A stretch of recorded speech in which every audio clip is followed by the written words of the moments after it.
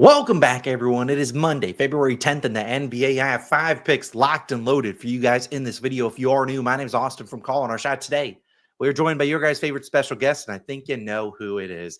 Get it out. The broom is here on Saturday, a 4-0 clean sweep of the slate. Now, I didn't give up any Sunday plays. I looked at the plays. I considered dropping a couple DubClub exclusive ones, but just didn't love the slate. Early games, not my cup of tea on a Sunday. But hey, on Saturday, we absolutely swept the board, a 4-0 day. Let's do a victory lap, and then we'll dive into today's plays. Tyrese Halliburton, under in points, a little sweaty. Honestly, we got it at 18.5 RIP.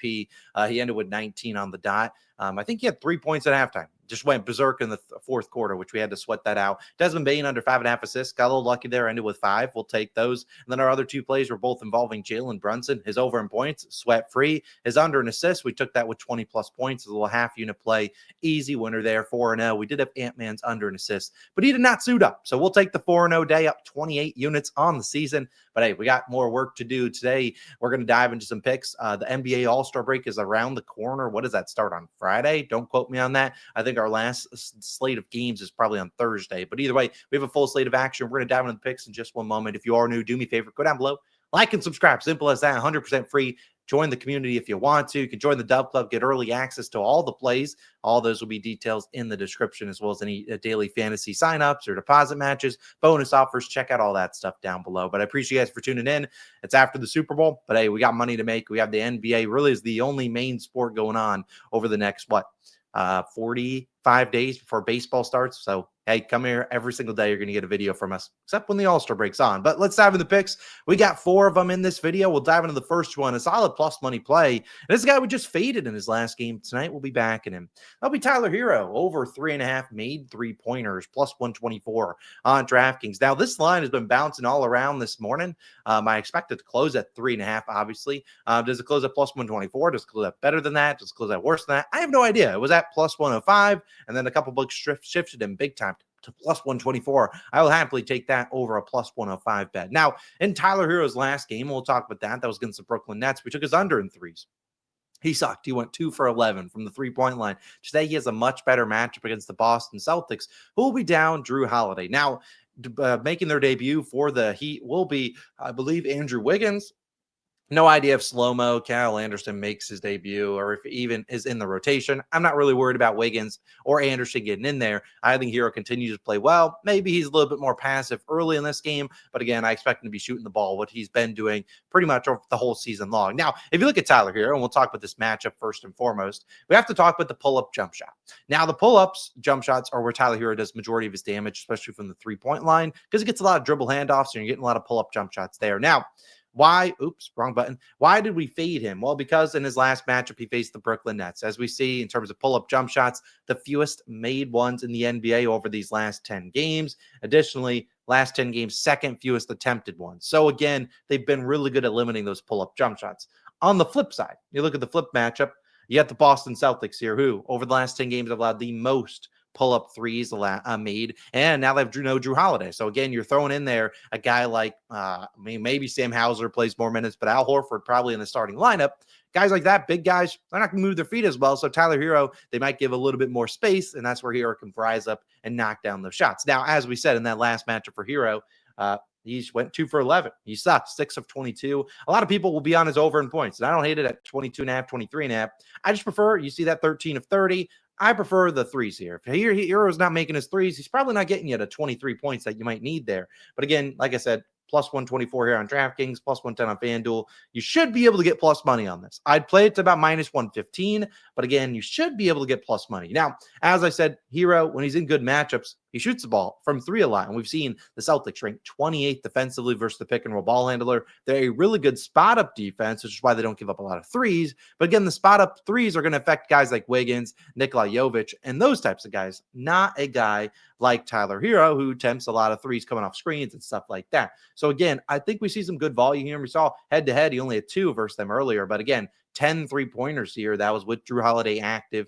Now Drew Holiday's out. I think he gets the volume here. I mean, if you tell me he shoots 10 threes, I don't hate taking the over. And we've seen Hero last year against them. These are all playoff games. But again, in the regular season, these 3 games, 5 threes on 12 attempts, 5 threes on 10, and then 4 threes here on 12 attempts. So these are playoff games. I'm not really too worried about those. He was coming back from a hand injury, if I'm not mistaken, for those games. But again, he shoots the ball a ton. And when you're looking at Tyler here and you're saying, hey, we think he shoots at least 8 threes tonight, over 19 of 30. I think realistically, we could expect maybe 9 or 10.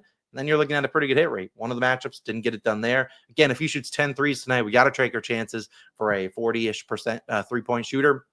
I really think this is a good spot to back him. So again, we just faded him. Tonight we'll be backing him. I like this matchup for him. Over 3.5 made 3-pointers at plus 124. I think this is a way overcorrection to the last game. Sure, Wiggins is out there. I'm not worried about that. He'll take some of the better defenders off of Hero. Again, he'll probably get Derek White if I had to guess. I'm not too worried about that matchup. I think Tyler Hero is spraying it from 3. Let's hope he's knocking down those shots, and let's hope he makes his first 4. Why not us? I like his over in 3s. We actually have a lot of 3-point props on the card today. In fact, under in 3s, I think, knock on wood, we've hit 7 or 8 straight under in 3s. Our next pick is going to be an under in 3s as well. And it's a guy we backed before on the under, and that is Jamal Murray, under 2.5 made 3s at minus 140 on DraftKings. Look, this is a 1-unit play. It's a little juicy. Yeah, I'd probably play it about minus 160. If it gets past that, maybe look at a juice reducer leg. I do like Jokic's matchup tonight against the Blazers. I think it's a pretty solid one for him to score the basketball. Jamal Murray, heck, could score the basketball tonight. I just don't think it's from the 3-point line. Jamal Murray, not known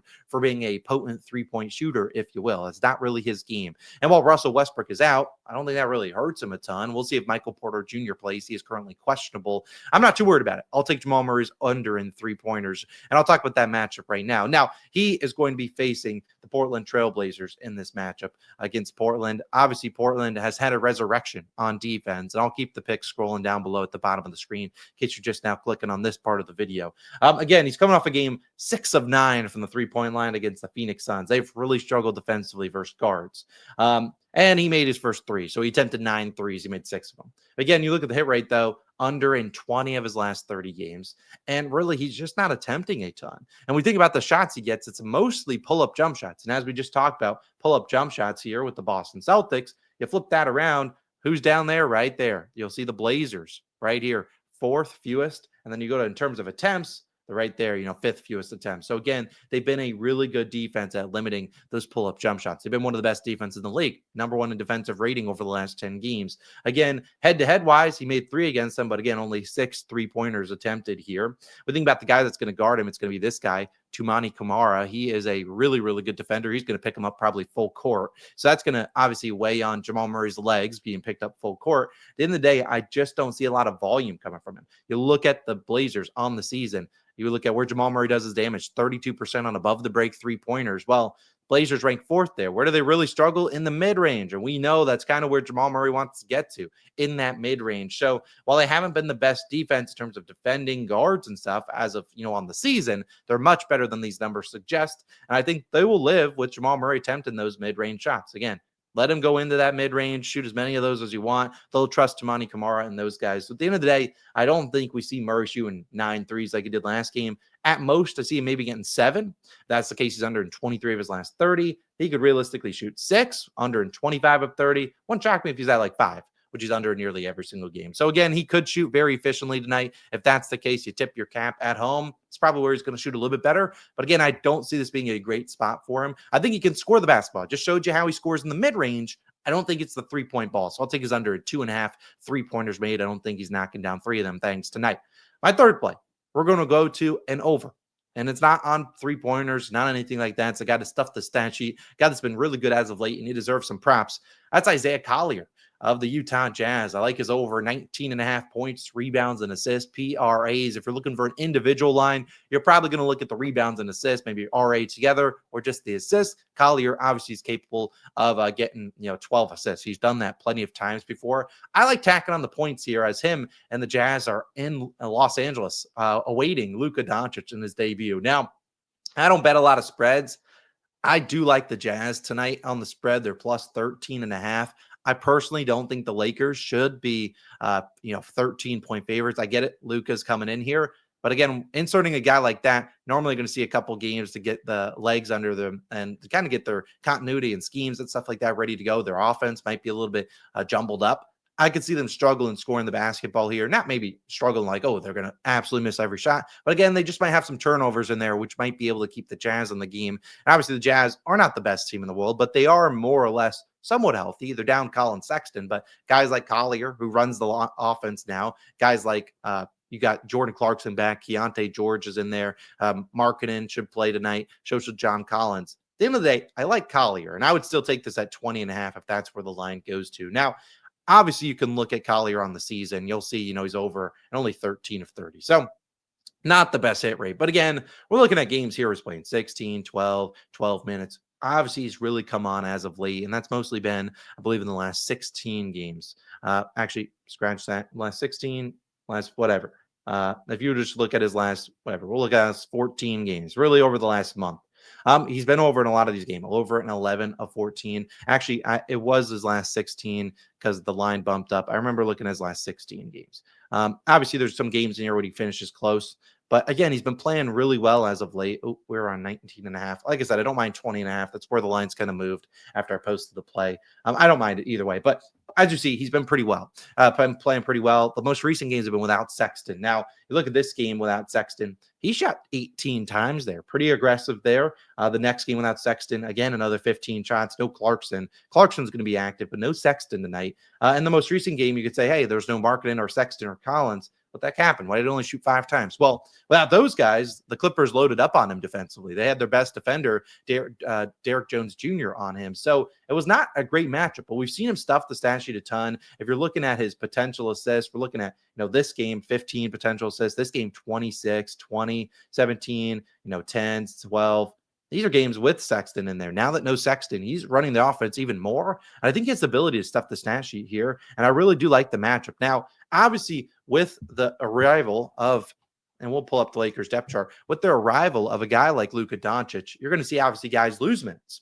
And the guys that are losing minutes are honestly the better defenders for the LA Lakers. No free ads there. So again, the guys that are losing minutes. So Luka, he's registers out. He should be playing. Austin Reeves, same. LeBron is questionable. I expect all these guys to be in there. But again, this is their starting lineup here. So instead of their defense being a little bit better, as we saw, in terms of pick and roll defense, they're pretty good. 6th there.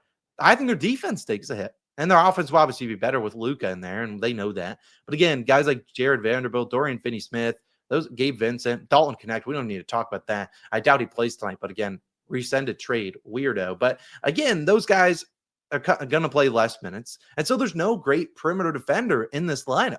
So I look at a guy like Collier, who's running the point for the Jazz, to have some opportunities to score the basketball. We think where he scores his points is in the paint, 44% restricted area, 25% in the paint, non-restricted area. Lakers, not great there, below average. That was with Anthony Davis. Now they're without him. They don't really have a backup center. We've talked about that, like the Dorian Finney-Smith right now. So again, when we've seen Collier struggle like he did against the Clippers in his most recent matchup, he had a great perimeter defender, Derrick Jones Jr., on him. Now that's not really the case tonight. I think he has some opportunities driving to the hoop. And ultimately, I think he's probably not guarding. He probably guards Reeves, if I had to guess. But again, I don't know who guards him defensively here. We think about the Jazz. They have a bunch of other options. So again, we're thinking about that matchup. Now let's think about who they're going to put out there to defend the Jazz guys. So you probably see Jordan Clarkson start.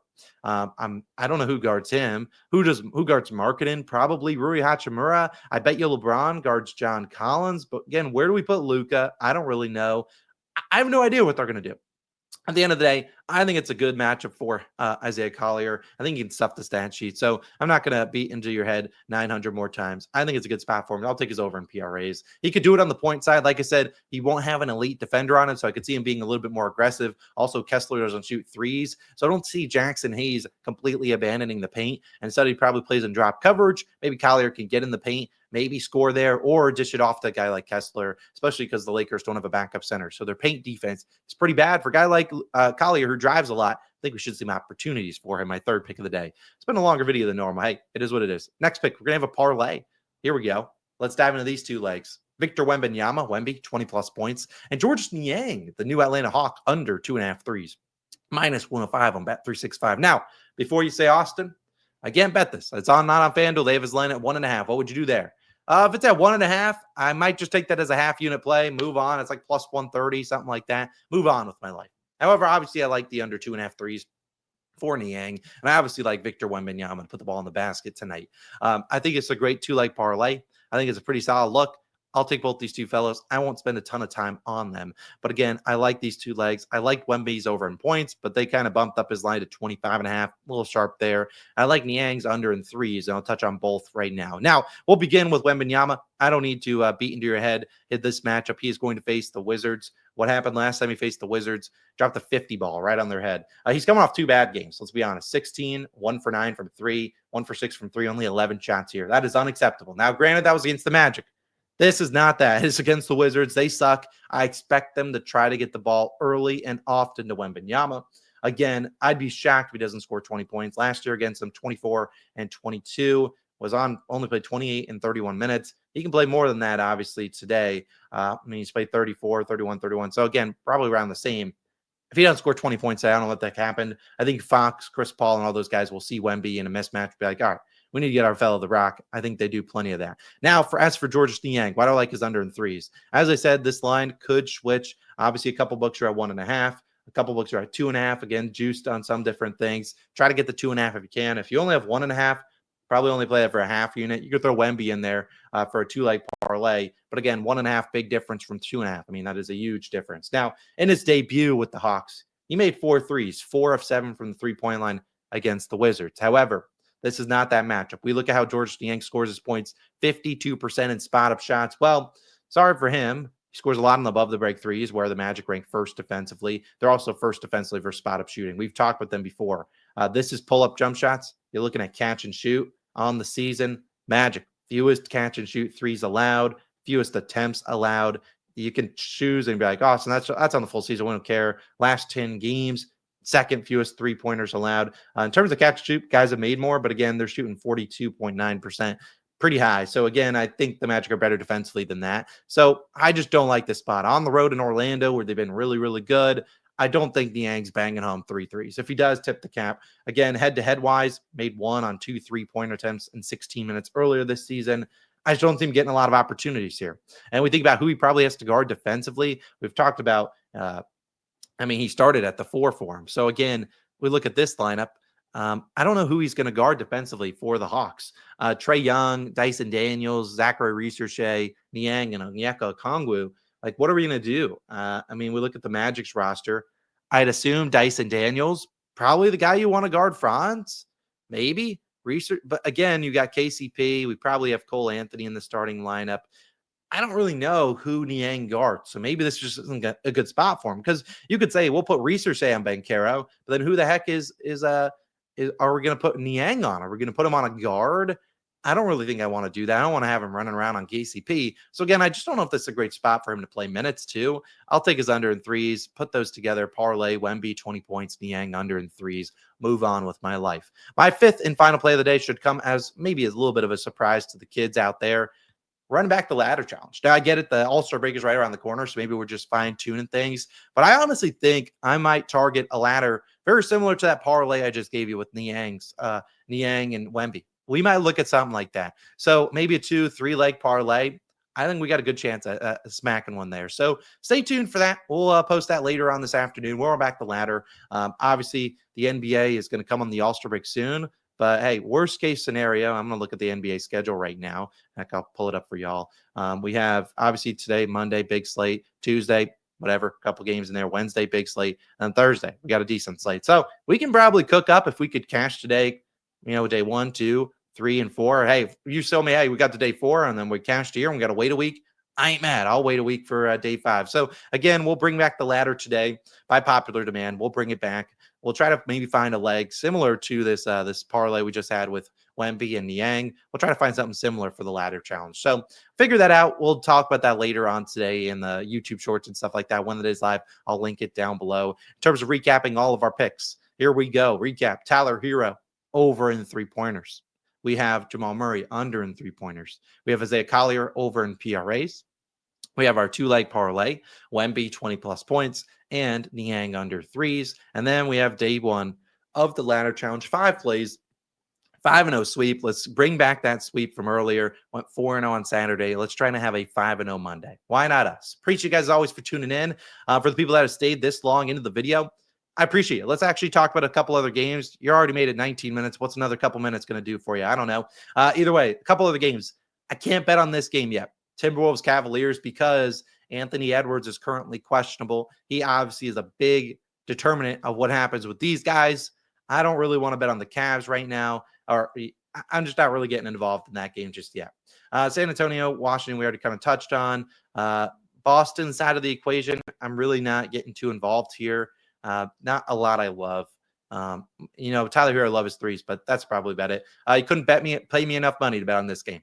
Call the number if you're betting on that one. Pelicans versus Thunder. I looked at Zion under in threes. If I could bet a prop that's like, not under in threes, if I could bet a prop on like Zion under and made field goal attempts, I'd probably do that. Zion, obviously, I think the only way he scores points is if he gets to the free throw line. But again, you're going to have the Oklahoma City Thunder here.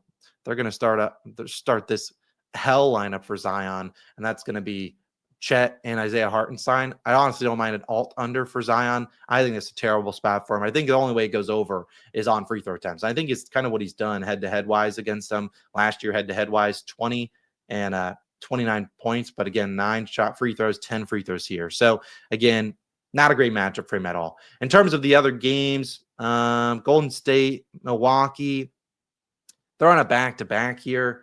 Could we rest Dame Lillard? Maybe. Bobby Portis, I don't hate his rebounds and assists. I've seen some people on that. With no Giannis. Oh, what the heck's going on? No Giannis. It's not a bad play at all. Trying to sort it so you can see without Giannis. No Giannis in there. Pretty good play. Don't hate that one. In terms of the other games, Sacramento, Dallas. I don't know why they still have AD listed. He's out for what could be a month. That's tough. Another pick I did look at, Kyrie Irving over in threes. Another one that's pretty solid. I don't mind that one at all. In terms of other plays, Portland, Denver, we already talked about Jamal Murray's under in threes. And then if you want me to talk about Luka, obviously Luka don't hate his points at 26.5, 27.5. In terms of the assists, I think it was 6.5 earlier, 7.5 might be a little bit sharp. Maybe you see LeBron under an assist might not be a terrible play. I just think they try to get Luka going. I looked at his over in first quarter points, which I think is sitting at 6.5. Don't honestly mind that one. I just don't know his rotations yet. So maybe you get a minutes sort of thing from JJ Redick and stuff to say, hey, how many minutes is Luka going to play? We'll see. They normally rest LeBron in the beginning, right? So LeBron's lineup is normally he plays the first 6 minutes, rests the next 3 or 4, comes in at the end. I could see probably Luka. He probably plays the first 8 to 10 minutes. But again, I don't know. It is an absolute guess on the first game back. So I'm probably avoiding that one. We'll see. I'll figure it out. But either way, my favorite picks, we already touched on them. Appreciate you guys always for tuning in. It's Monday. Let's bring back out this bad boy. He's been sitting in my lap for the last 22 minutes. Let's bring out the brooms. And I'll see you guys bright and early Tuesday. And I'll see you guys obviously later on today with day 1 of the ladder challenge. So stay tuned for that. It's Austin. I'm signing out. Catch you in the next one. Peace.